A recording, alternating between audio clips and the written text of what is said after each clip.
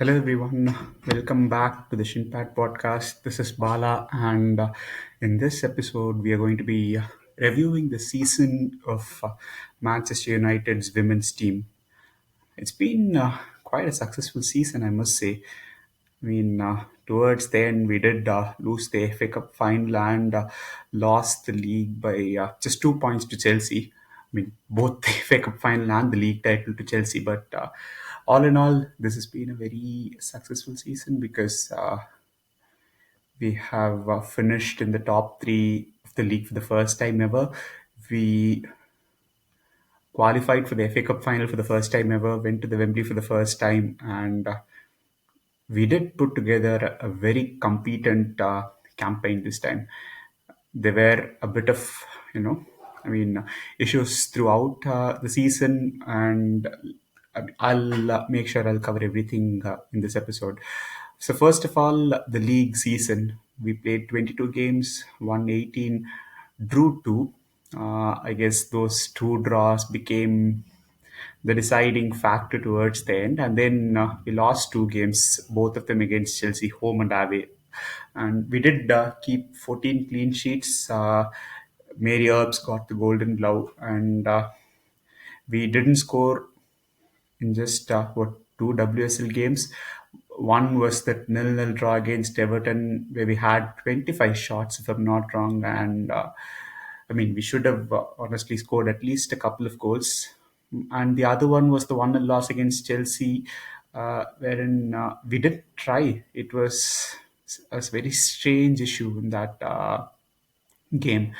But yeah, we got 56 points, and it was very good. This is the first time we crossed 50 points, and we conceded the least number of goals. Obviously, we had the most clean sheets, and we conceded only in 8 of the 22 games. And yeah, 12. Conceding just 12 goals is a very yeah, it's an amazing record. I'm sorry, I'm just lost for words there because it's such a great record to have. And in the League Cup, we drew two games quite early in the group stage, and it's a very cutthroat competition. The League Cup or the Continental Tires Cup, and we drew both those games, and we lost on penalties in both those games. And I mean. It was very tough to catch up from there. Playing catch up is very difficult in that competition, and we did win the next two games, but unfortunately, it was a bit too late. And yeah, FA Cup, just as I mentioned before, we went all the way till the final. We had a very crazy semi final against Brighton. We've had quite a few of these late winners this season. Rachel Williams, Millie Turner, Alessia Russo, and even Lucia Garcia.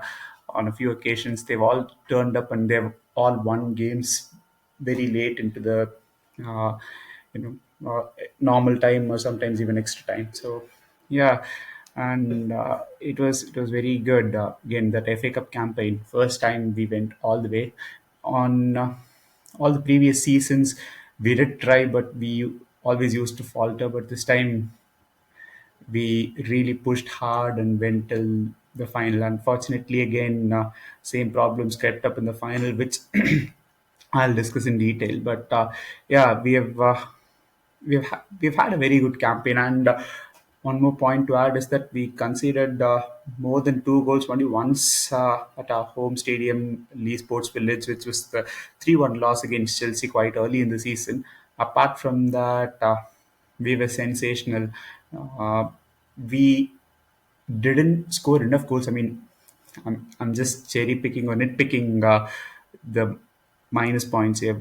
We didn't score enough goals towards the end of the league season, and Chelsea just, they just started scoring goal after goal after goal in the last 7 games. So, yeah, that might be a bit of a problem in the coming season if we can't rectify the issues that we have to rectify. And coming down to the top performers of the season for the women's team, my, I mean, it was only yesterday. The award ceremony happened, and Anna Blundell was voted the players player of the season, a richly deserving candidate for that award. And Alessia Russo was voted as the player of the season by the fans. I don't agree with that decision. I mean, it's obviously down to a lot of marketing. I mean, the English women's team, the Lionesses, they won the Euro last year, and since then, every bit of marketing campaign has been focused towards the Lionesses, be it Mary Earps, Ella Toone, Alessia Russo. I'm not saying that it's a wrong thing to do. Obviously, you have to cash in on the marketability and everything, but maybe that kind of, took the focus away from the actual performance. I'm not saying that Russo didn't perform well, but she didn't have the best of seasons, to be fair. Ona Batlle, she was a best performer by some distance. She was extremely good going forward and equally good while defending and tracking back. She had 9 assists in the league, and I mean, she was basically our main ball progressor, ball carrier, and source of goals. She was stunning all season, and to be honest, she was extremely good defensively as well. Maya Letizia helped a lot, but she was very, very, very good. And Hannah Blundell as well, the other fullback. Once again, ball progression and was primarily dependent on our fullbacks, Hannah Blundell on the left and Onabati on the right, and they were sensational all season. And yeah, Blundell deserved the award, but I really wish that Onabati got the Player of the Season award for the women's team. And another top performer of the season has to be Leah Galton. Leah Galton was again very, very good from the left wing. I mean, part of the reason why Kirsty Hansen couldn't get game time here and wouldn't get game time even if she comes back from loan, and the club decides to keep her because Leah Galton is just too good. I mean, she, she I don't know, she's world class. She puts in solid shifts every single game. She runs up and down the wing, and she helps with the defense as well. So yeah, she she had another stellar season.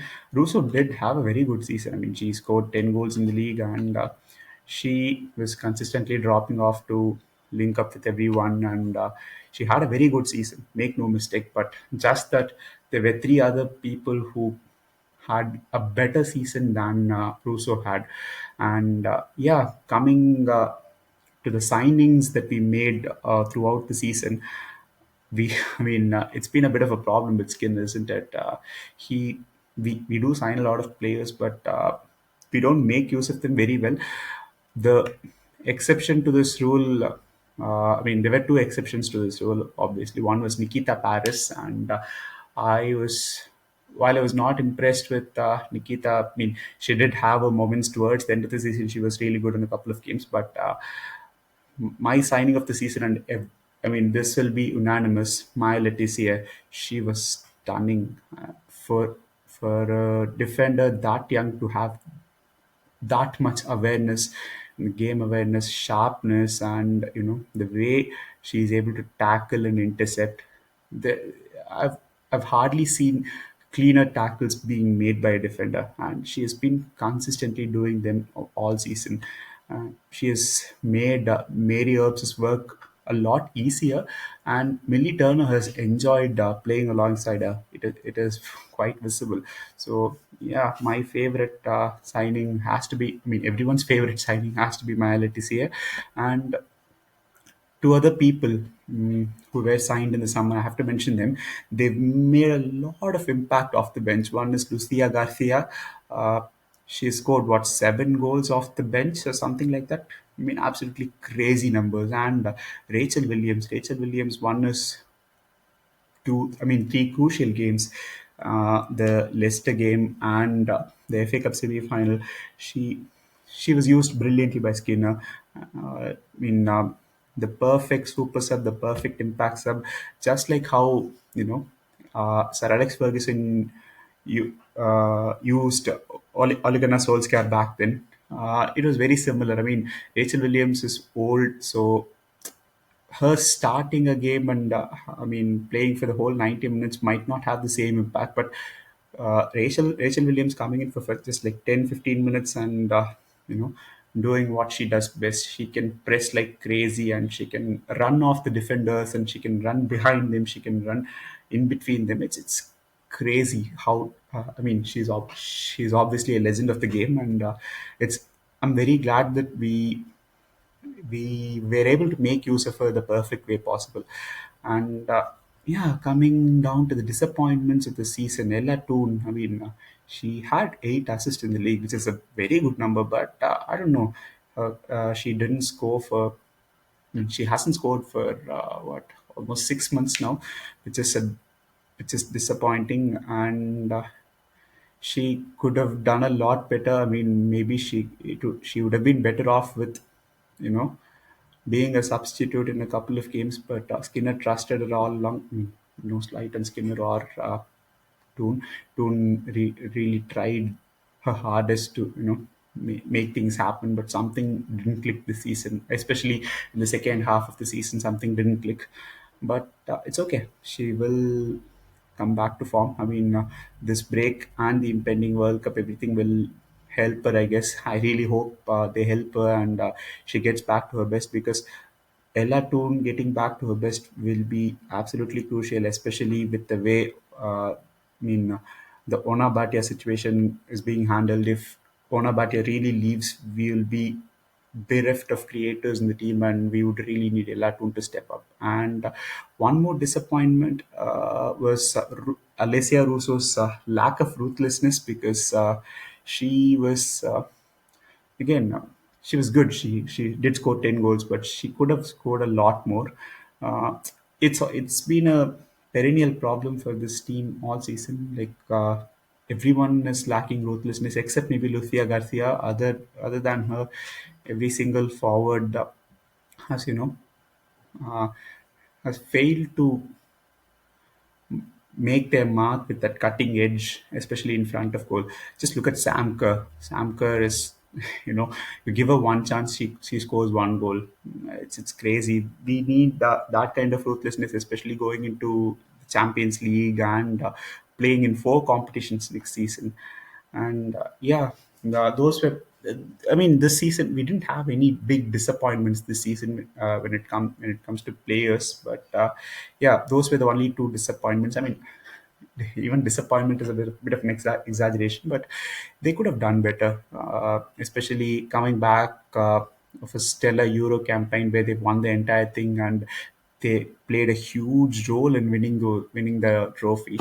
Uh, Toon and Russo could have done better. Again, it's not a slight on them, because um, they still had very good seasons, especially Russo. But we all know that they can be much better.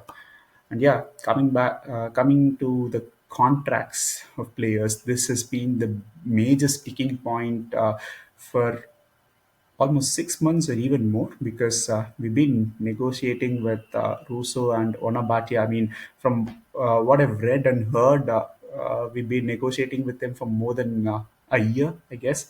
Uh, it's silly that they put a 6-year offer on Russo's table, and she was hesitant in signing that lengthy a deal. So I mean, the negotiations have it hit an impasse, and I'm more hopeful of Russo staying than Onabate staying, because more signs are pointing towards Russo signing an extension, not for that longer period, like 6 years or something, but she'll sign for 2 or 3 years definitely.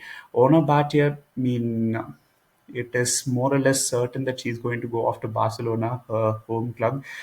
It's going to hurt a lot, because she has been absolutely stunning. I mean, she came in as one of the brightest prospects in world football, and she's leaving as the best right back in the world. I'm sorry.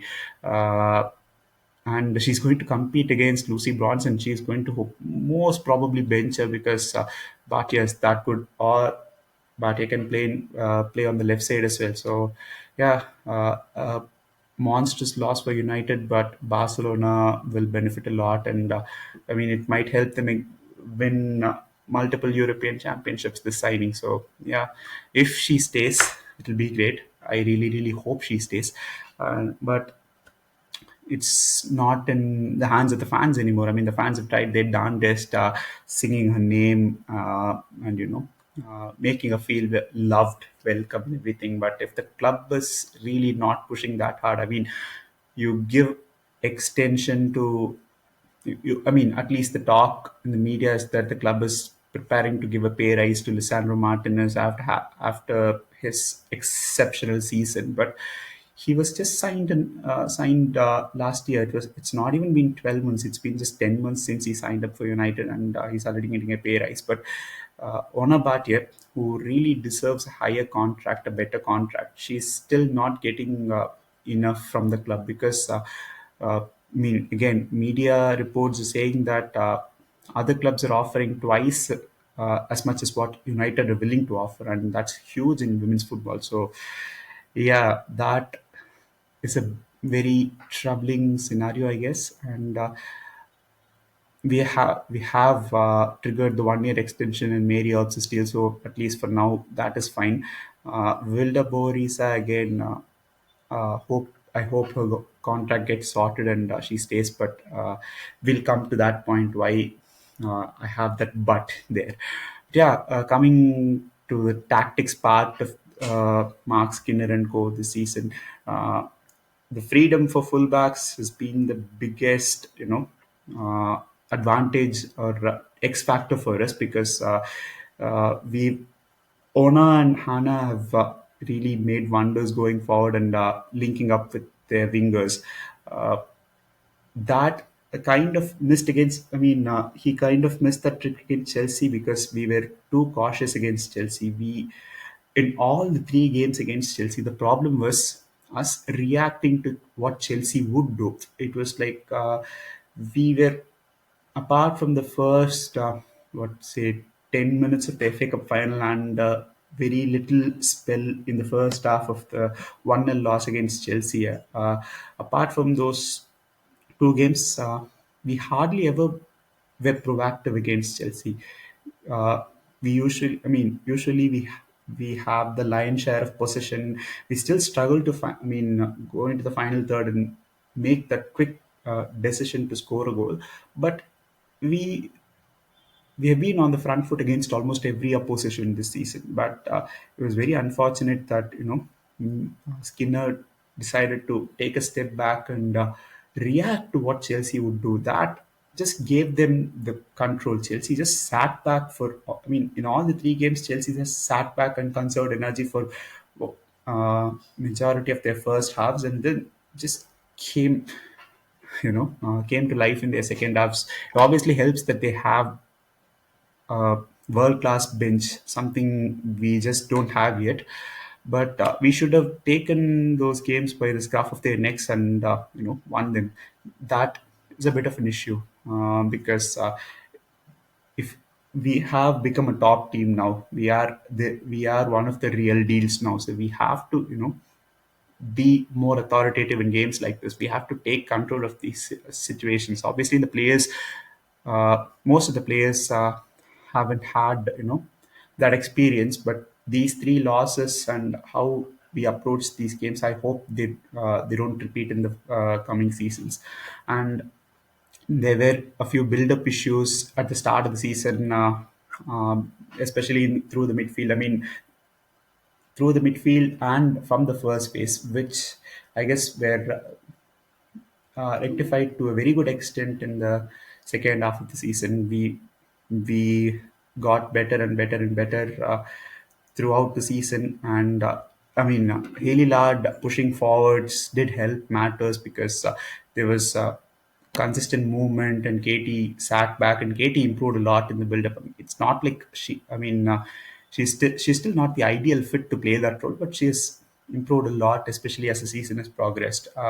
She still has issues while being pressed and all that, but yeah, I mean, we've gotten 56 points, so we must have done quite a lot of things right to get to that position. But yeah, apart from that, we've always been very good in possession, very solid in retaining possession, recycling the ball, and everything. But the problem has always been in the final third, in and around the final third. third, wherein we haven't made the right choices, right decisions consistently. It's been like we have struggled a lot to convert chances. We have struggled a lot to make that final killer pass. Apart from Batlle and to an extent Hannah Blundell, uh, Elatone did make a lot of those killer passes at the start of the season, but she dwindled towards the latter parts of the season. So it has been a very uh, iffy problem, I must say. A problem I hope we correct by either buying better players or training our players to make better decisions, putting them in scenarios in training where they can, make these tough calls, tough decisions. And then coming down to the, yeah, this is a very big point that, that has to be talked about. This is something that Skinner, I don't know, Skinner has to be wary of, I guess. He doesn't rotate a lot. Obviously, when you're winning, you don't change the combination, but you have to give minutes to players who are there. We Wildeboer Risa is an amazing player. I mean, when she played against Tottenham Hotspur, we could see the difference in the midfield. She is a natural ball carrier, and we need a ball carrier in midfield. As good as Hayley Lard and Katie Zellamar, they are not your conventional ball carriers. So you need those ball carriers in midfield, especially if you're going to lose Ona Bhatia. We badly need progressors in midfield. We have Lisa Nalson on the bench. She was unfit when we signed her, and she slowly built up her fitness and came back from injuries and everything. So I really hope we see Lisa Nalson in the next season, and we see more of Wildeboer Risa if she stays, because she's such an amazing player, a player we haven't made use of properly. We, she could have easily replaced Ella Toon as well when Ella Toon was struggling, but I don't know. Skinner had too much trust. I mean, I'm not blaming Skinner for having trust on the players, because those players delivered quite a lot of times when he left them on. But it's just that the players on the bench must have felt really aggrieved, because they really didn't get a chance to even spend 10 to 15 minutes on the bench, on the pitch.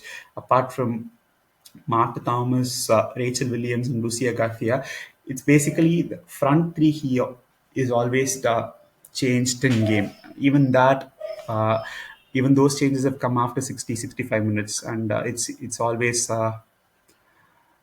Lucia Garcia for Nikita Paris, Rachel Williams for Alicia Russo, and Martha Thomas comes on for one of the other two forwards. So these changes have been constant, but you, I mean, Mark, you can't change midfield during games. It's not a hard and fast rule to keep the same midfield, especially the game against Chelsea. Both the league game and the FA Cup final. If he had made a couple of changes earlier, if he had made the right changes, we would have easily won those games. So yeah, I mean, it's a learning curve for the manager as well. I hope he really learns. And I mean, from if I have to take his press conference at face value, especially the last press conference, I mean, I can hope that we'll see more of Wildeboer Risa and Lisa Nalson next season. And yeah, speaking of press conferences, Skinner, he's either Shakespeare or Bond villain. There is no in between for him. He talks in hyperboles and gives strange answers sometimes. I mean, it's funny looking from the outside, but when you really need some assurances, yeah, Skinner can do better on that front as well. Uh, but yeah, apart from that, credit to Skinner and his coaching staff for making us believe till the last game week of the season, and pushing Chelsea till the very end, because it's not an easy task to push one of the top three sides in Europe till the very last game week, and that was very good. We Our home and away form in the league are identical. I mean, we've won nine at home and nine away. We have lost one game, both home and away, both against Chelsea, and yeah, we drew against Man City away, and we drew against Everton at Lee Sports Village, which I guess became the deciding factor for the league title. But yeah. we've been quite good. It's a very good season. It's just that the FA Cup loss, and we were really close to the league title as well. It feels a bit of bit bittersweet, I must say. But yeah, coming to next season, we've qualified for the UCL for the very first time. We'll be in the second round of qualifying. We'll be pitted against a seeded team because we have no history in this competition. It's going to be very difficult. It's going to be really, really difficult. But we have faced difficult situations. Everything is a first for us. So let us hope we do well, and we need a lot of new signings as well, especially if Ona Batlle leaves. I mean, Jade Revere is there, so I really hope she pushes on and claims that right back spot her own, because she's a sensational player again. We have made some interesting signings. The only problem, only gripe for me is how they've been used. Those players have been used. Will we? I mean, we signed Adriana Leon, and Skinner hardly used her. She didn't even get to play more than 100 minutes. And we signed Estelle Cascarino on loan, and she was never to be seen almost. And these have been nagging issues, I guess, because Lucia Garcia must have started the last few games, but she still came on as a substitute. Wildeborg Risa must have had at least a few minutes in the FA Cup final after her stellar performance against Tottenham in the league game. So these have been, problems that, and Isato Tumkara didn't get any minutes in the league. So yeah, obviously you don't tend to change a lot of these things, but sometimes when you have a bench, when you have to satisfy everyone, it's just that when you're, it's not like you have to make changes consistently. Just rotate, just give those players the sense of responsibility, make those players trust you. That's it's a very good thing to have, because then you'll have a very good squad, very competitive squad, and you'll have a very happy squad. Most importantly, a happier squad is the one that can, make you win trophies rather than just competing for them. So I really hope Skinner makes his squad happier, and makes his players trust him more and more. And we will need a defender, another midfielder for sure. And if Russo leaves, we'll need a forward as well. So there are, and Sophie Bagley has hardly gotten any game time, or backup goalkeeper. So if we are moving on from her, we might need another backup goalkeeper, because Emily Ramsey is most probably leaving on a permanent deal. She deserves that. So we also have Safia Middleton-Patel waiting in the wings. So I guess it's best to, let Emily Ramsey go, get a nice fee for her, and yeah, sign some good players. And we have to, because we'll be playing four competitions. We'll have to compete in all those four competitions. The aim for next season has to be, sustain this, finish in the top two again. That has to be the goal, and win a trophy. Continental Club, Tyres Cup, or the FA Cup, it doesn't matter, but you have to win something, because it is very much needed. If we win a trophy, that will be a catalyst for many things to come in the future. Win a trophy, see the UWCL spot again in the next season, and those have to be the goals. And for those goals to be achieved, and to have a deeper run in the Champions League, it's the first time. I know it's going to be difficult, and I know that we shouldn't be hard on the team if we come back early from the competition. But I still aspire for the team to go really deep in this competition. That's very important. And yeah, for that we need a lot of new signings. But the problem is Polly Bancroft. I don't think she's been that good, because if she was that good, she must have gotten Russo and Batlle to sign their extensions. So I don't know. I've also, read that we are no, the men's head of recruitment is going to just come and fill in for the time being, while a new head of recruitment is going to be appointed for the female team. I hope that is being done quickly. And I've also seen an interview of Nick Coxbear, and I've also read on social media that there is a new, I mean, building being constructed, which will be solely used for women's team and their training, a new complex. So that's a welcome move. Maybe make the accessibility to LSV a bit better. Arrange some transport facilities for the fans to come and go, and yeah, a lot of OG match going fans have been a bit aggrieved as well regarding how the season tickets have been sold and everything. So the club has to take care of that. Little things, they go a long way, in making sure the fans are happy. I mean, what? Ultimately, it is a product that's being produced to the fans, produced for the fans. So you have to make the fans happy because they are the ones who are consuming this product. And yeah, I hope that we build on the successful season rather than just let it fret away. We have to build on this season. I mean, uh, it doesn't look a lot good from the outside, but we must try. I mean, we should still try to somehow secure Ona Batia's contract, make Russo extend and announce it officially, and sign better players to give the existing players more competition. More competition provides, yeah, a healthy spirit inside the team. At least when that competition is directed in the right way, which Skinner is responsible for. So yeah, we hope that everything is done on those fronts. And congratulations again to this team, Skinner, Mary Earps for the Golden Glove, and yeah, it's been a very successful season.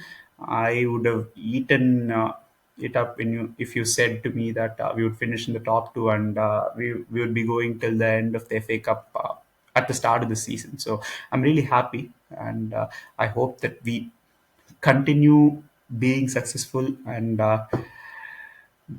you know uh, I really hope that the future is bright for our women's team, Man United women's team.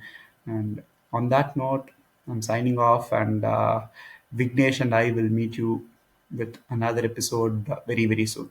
Cheers.